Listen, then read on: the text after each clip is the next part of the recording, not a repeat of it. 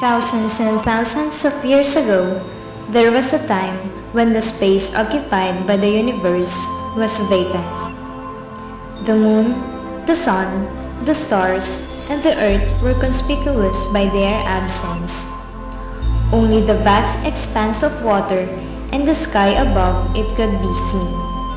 The kingdom of the sky was under the rule of the great god Langit, while the water was under the sovereignty of the god Tubigan.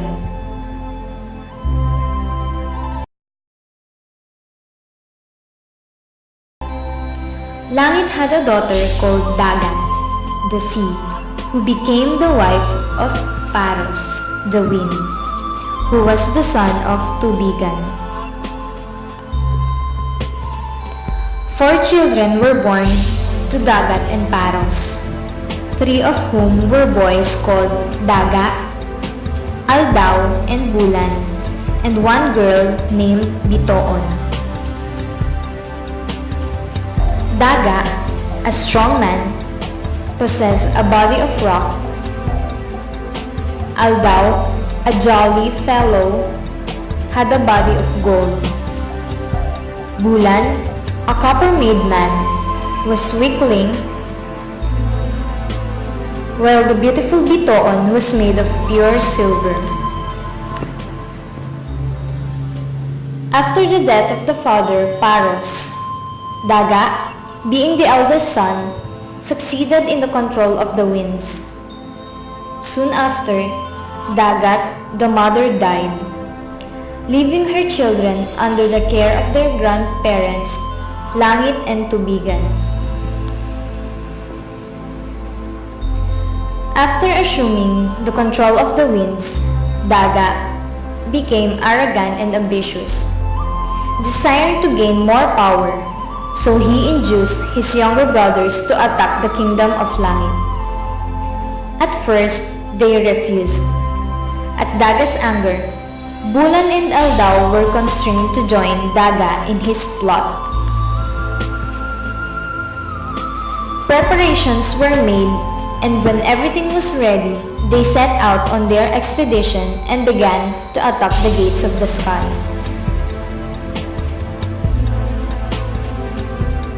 Failing to open the gates, Daga let loose the winds in all directions so that the gate was destroyed, and the brothers succeeded in gaining an entrance. But they were met by the enraged god Langit, who sent out 3 bolts of lightning after them. All of them were struck by lightning. The copper body of Bulan melted into a ball. So also with the golden body of Aldaw. Daga's body fell into the sea and became what is now the earth. Their sister, Bitoon, on discovering the absence of her brothers, went out to seek them.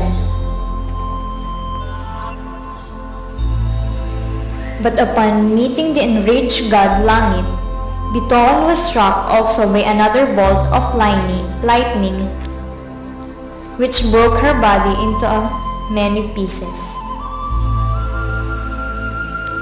Then Langit descended from the sky and called Tubigan and accused him of helping their grandsons in their attack on his kingdom. But Tubigan defended himself, saying he had no knowledge about the attack, for he was asleep far down into the sea. Tubigan succeeded in pacifying Langit, and the two regretted and wept over the loss of their grandchildren. Since they could not revive them, they gave to each body a light. Thus, the body of Bulan became the moon, Aldaw became the sun, and the beautiful Bitoon became the stars in the heaven. But to Daga, they did not give light, and his body gave rise to the land on earth.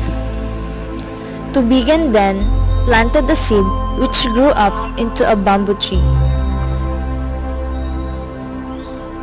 From one of its branches became a man and a woman, who became the first parents of the human race. Three children were born to them. One, called Maisog, invented a fish trap. One day, he caught such a very big and grotesque-looking whale that he thought it was a god. So he ordered his people to worship it. The people gathered around and began to pray.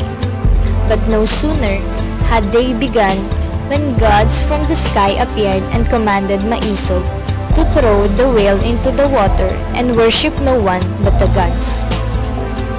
But Maisog was not afraid and defied the gods. Langit, the king of the sky, struck Maisog with a lightning and stunned him. Then he scattered the people over the earth as a punishment.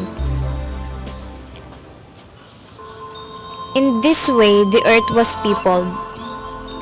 Maisog's body was blackened by the lightning, and all his descendants are black. But Maisog's first son was carried to the north and became the parent of the white people.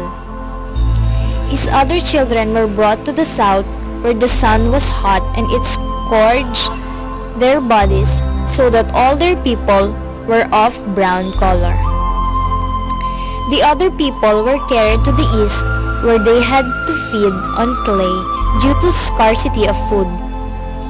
Because of this diet, their descendants were of yellow color. In this way, the earth came into being.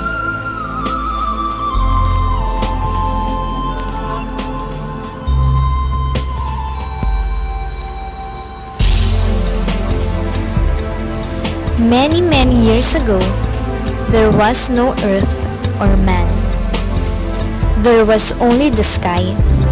Now, in the sky, there were two brothers, Bulan and Adlaw. One day, they had quarrel. Bulan hurled bad words at Adlaw, claimed superiority and challenged Adlaw to a fight. And the fight commenced. It was a clash between two strengths. After the fight, Adlaw was to cut Bulan's arm and from it grew two strands of hair, which was believed to be the origin of the first man and woman.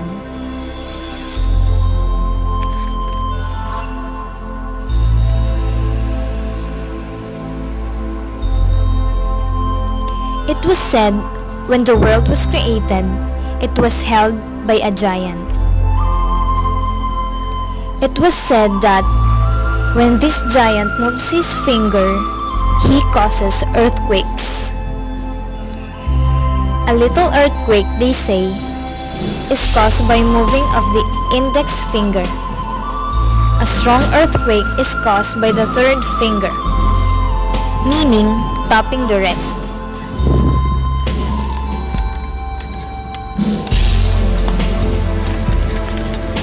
People especially fear the time when the giant will get tired of holding the world and he will want to move all of his body.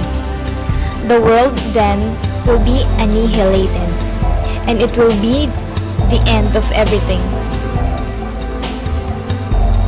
People believe that only when the giants get angry does he move his fingers. And because of this, they are very cautious not to make him angry.